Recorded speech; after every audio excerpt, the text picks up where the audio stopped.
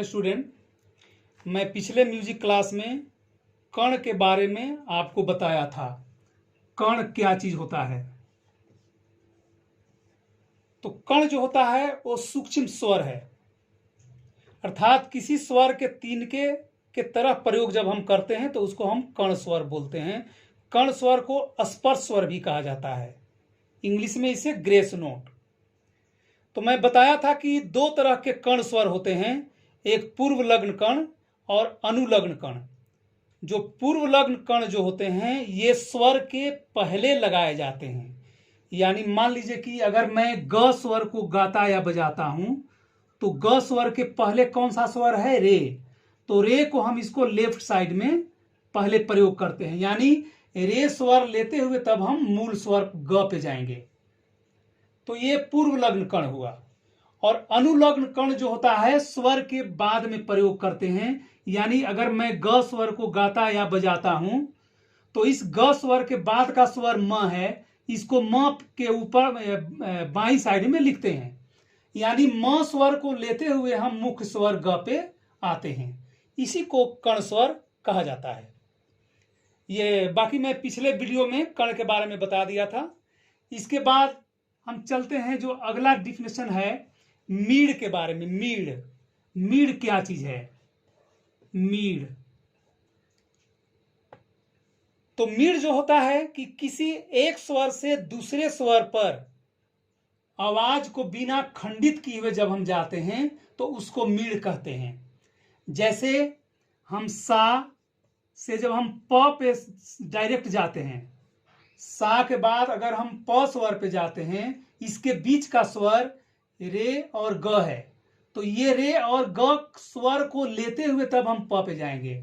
ऐसा नहीं कि रे और ग को बोलना भी है, ये बहुत सूक्ष्म स्वर को लेते हुए सा और प पे हम जाते हैं।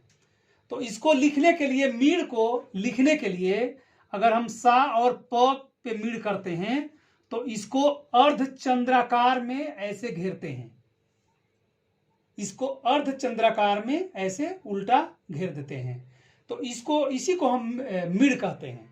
तो मीड़ के मतलब होता है कि एक स्वर से दूसरे स्वर पर जब हम जाते हैं तो बीच का स्वर खंडित न हो।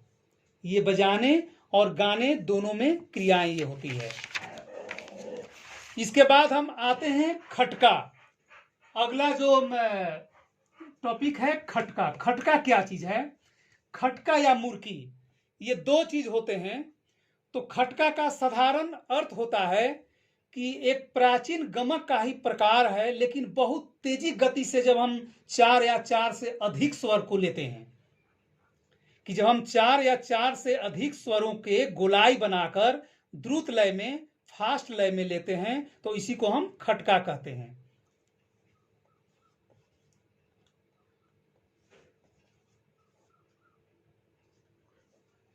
तो जैसे खटका को हम कैसे लेते हैं?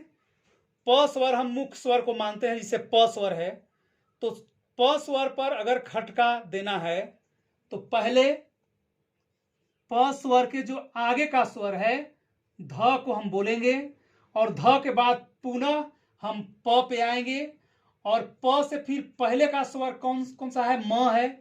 इसके बाद हम म स्वर पे आएंगे और म के बाद फिर हम प पे जाएंगे, यानी ध प म प। ये चार तरह के चार स्वर है जिसको हम खटका के रूप में यूज करते हैं। ध प म प, ये हमारा जो मेन स्वर है वो प है। अगर हमको प पे अगर खटका देना है तो इतने स्वर को एक साथ बोलना पड़ेगा, ध प म प।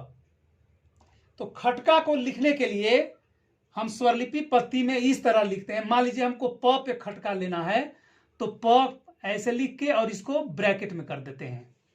यानी किसी भी स्वर को अगर हम ब्रैकेट में कर देंगे, इसके मतलब कि उस पे हमको खटका देना है, यानी चार या चार से अधिक स्वर का प्रयोग आगे पीछे करके करना है। अब हम आते हैं मुर्की। मुर्की क्या चीज है? मुर्की एक खटका का ही प्रकार है। खटका में हम चार या चार से अधिक स्वर का प्रयोग करते हैं, लेकिन मुर्की में हम तीन स्वर प्रयोग करते हैं। मुर्की में हम तीन स्वर प्रयोग करते हैं। कैसे? जैसे मान लीजिए सारे ग और रेनी सा, ये 3-3 स्वर है, तो मुर्की को हम लिखेंगे यानी सा पे, अगर हमको सा गाना है तो इसके पहले हम सारे लिखेंगे, सारे को हम मुर्की में हम लेंगे, तो सारे सा हो गया। इसके बाद रेनी सा है, तो सा से पहले हम रे और नी का मुर्की लेंगे, तो सा के पहले हम सारे का भी मुर्की लिए और सा के पहले रे और नी का भी मुर्की लिए, यानी मुर्की में 3 स्वर होता है जिसको हम तेजी गति से लेते हैं, और खटका में 4 या 4 से अधिक स्वर होता है जिसको हम तेजी गति से फास्ट लय में लेते हैं या गाते हैं। इसके बाद में आगे में और भी डिफिनेशन है जो मैं बताऊंगा।